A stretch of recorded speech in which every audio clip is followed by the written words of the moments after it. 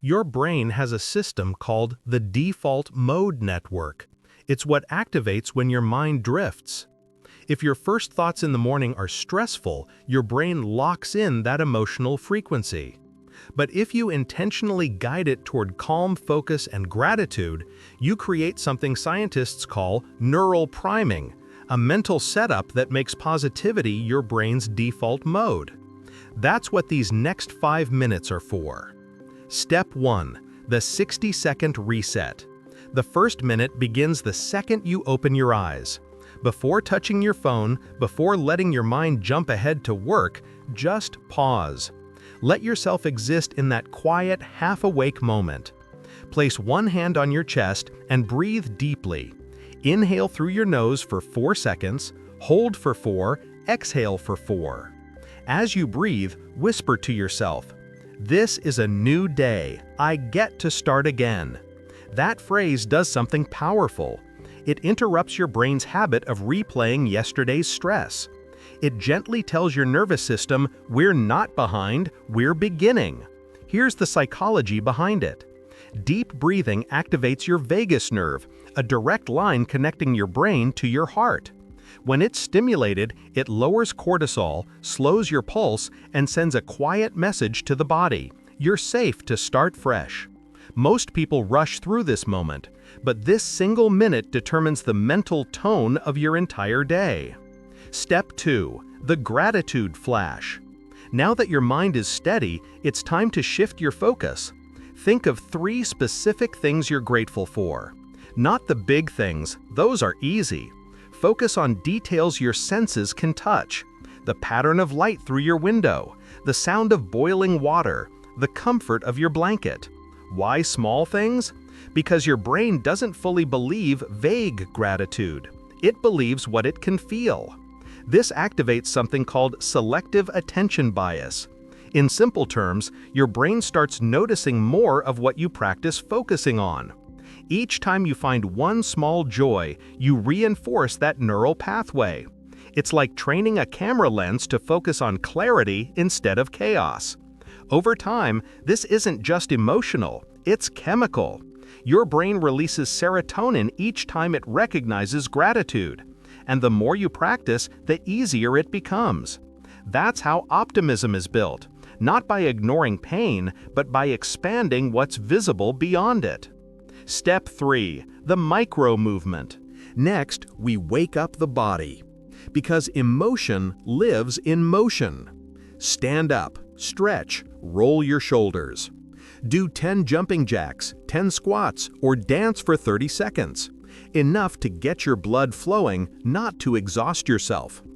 Why does this work? When you move, you release dopamine, endorphins, and norepinephrine, the trio responsible for motivation and mood regulation. Even a tiny increase in heart rate improves oxygen flow to your brain, which sharpens memory and concentration. It's impossible to stay emotionally flat while your body moves with energy. That's because your physiology shifts before your thoughts do. When you move first, your mind follows. So next time you feel mentally heavy, don't overthink, just move. It's the fastest route back to emotional balance.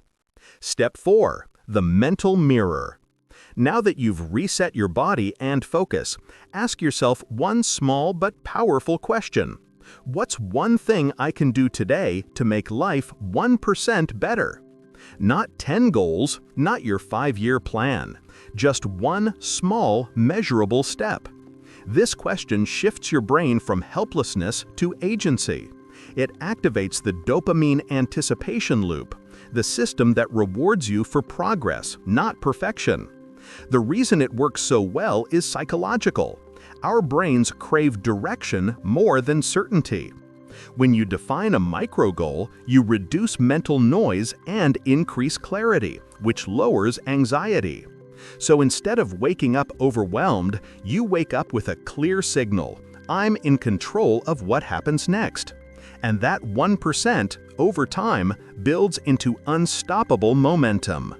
Step 5. The positivity anchor. This final step is the glue that holds everything together.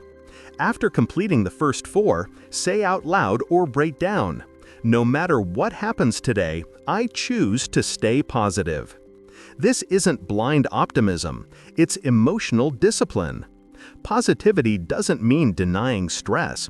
It means deciding where your attention goes when stress appears. Each time you repeat your anchor, you reinforce self-affirmation circuits in the prefrontal cortex, the area of your brain that controls perspective.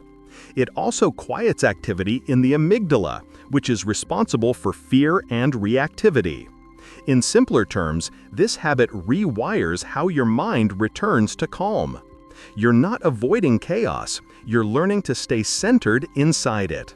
And that's the kind of positivity that lasts beyond motivation. It becomes identity. Now, let's zoom out and see how this all connects. Each step trains a different part of your mind. The reset trains awareness. Gratitude trains perception. Movement trains energy. Reflection trains direction. And the anchor trains stability.